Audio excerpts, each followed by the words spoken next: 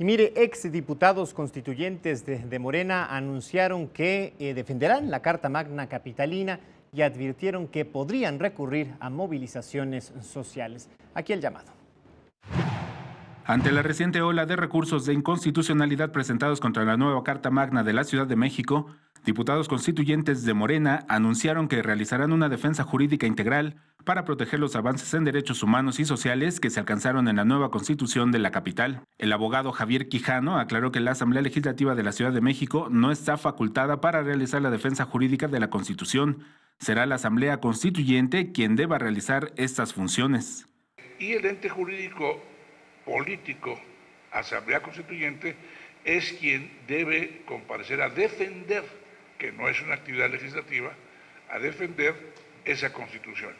Por eso creemos pues que lo correcto es que se emplace a la Asamblea Constituyente por conducto de su presidente Alejandro Encinas. No se ha hecho.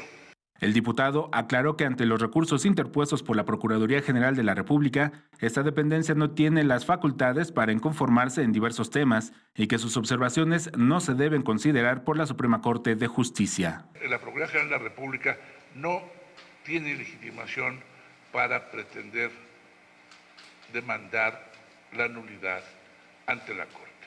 La PGR no tiene legitimación activa en la causa, no tiene legitimación activa en el proceso.